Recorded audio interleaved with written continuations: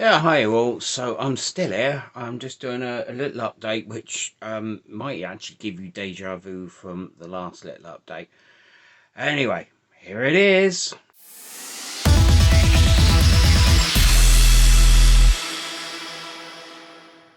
Yep, so I'm now on Mark 5 drawings, which are looking something like this.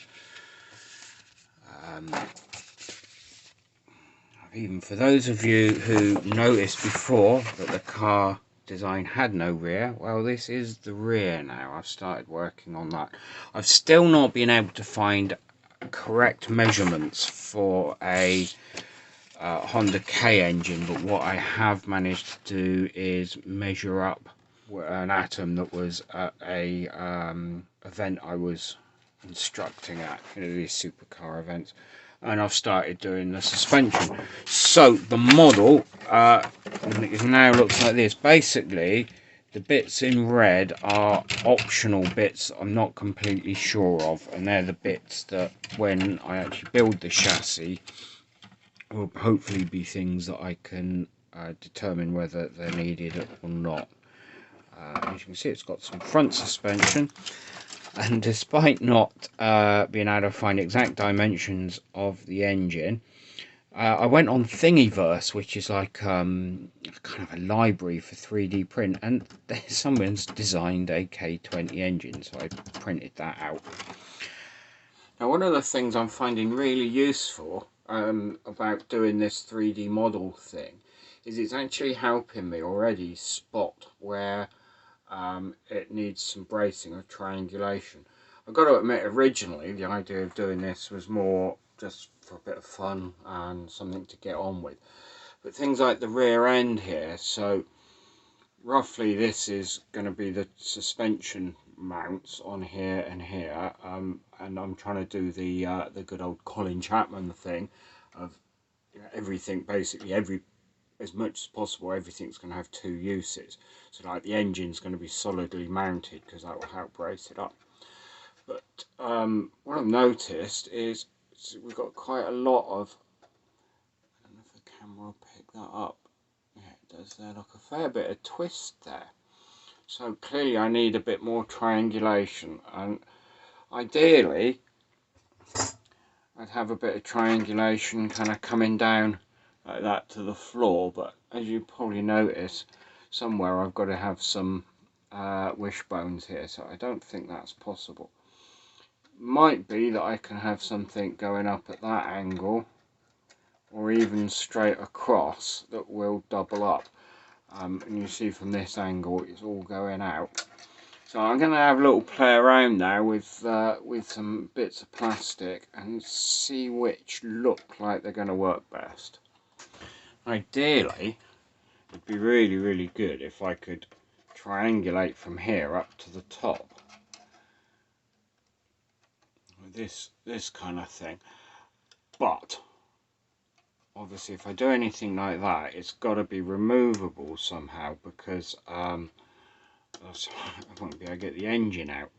And one of the things I want to do with this car is make sure I can take the engine out with taking as little bits off as possible, so leaving things like the inlet side of things all on. Because one of the lessons learned from the Exo Booster, I have to strip that fairly bare, and it is a pain in the neck when it's in the car because there's so little space.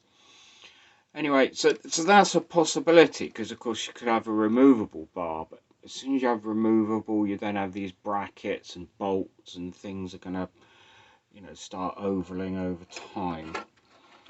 So it might just be that a side brace, I mean, it'll almost be straight across like some Atom already has, maybe something like that. I'll have a little play. So I've had a little play around. One of the things with this engine is it's apparent when I've looked at the Atom, and it's apparent from the 3D print, is it's sort of quite uneven because it's got all this gearbox and stuff on this side. I noticed on the Atom it has very wide wishbones to get around the engine. Anyway, what it might mean is I might end up with a solution to this that's actually asymmetric. because on this side there's less clutter around the bottom, so I can probably actually triangulate across like that. Unfortunately, on this side of the engine where there's all this stuff, it means I don't have room to go, and I might have to go up and then find a way of making this gap so as it's still wide enough to get the engine out of. I think this is definitely a case of it will have to wait until I've got an engine and I've got the basic cradle, and then I can think about it. So that's enough of all that bit at the moment. The other thing I've been working along with these drawings is the budget. So I'll show you that. It's not looking good. The budget is currently looking at this. I've split this now into under 400 and over 550. The reason being, I remembered I've got a turbo left over from when I used to have an Evo, and it's still in the garage. I had a look and it seems pretty good. So that turbo can probably take me to about 450 horsepower. But the bottom line is not. Why has it done that? It's not that great. So to build the car, at the moment I'm looking at that. For 400 horsepower, I'm looking at that. So as you can see, that is well over the amount I was hoping to do this for. I think I've got everything in, and thanks to those of you who pointed out some stuff that was missing from this first time I showed you the budget. If you can think of anything else that's missing from here, please shout. Although I really don't want this budget going up, I want it to be realistic. If you think there's anything I've got on here that I've put in far too much for, let me know as well. I mean, these are the killer, isn't it? It's the ECU. And that's part of the reason on the Exo Booster I ended up using the original one and having what's called a power commander, which is like a piggyback thing. But it does have a lot of it's just not flexible enough, and to do this sort of thing I think I'm gonna have to go and spend that sort of money. But if you know of any that are cheaper than that, I mean, I'm keeping my eye on eBay all the time to see if there's any second-hand ones for sale, because that could be a real big save in there. Anyway, that's where I am at the moment with that one. So that pretty well wraps up where I am at the moment.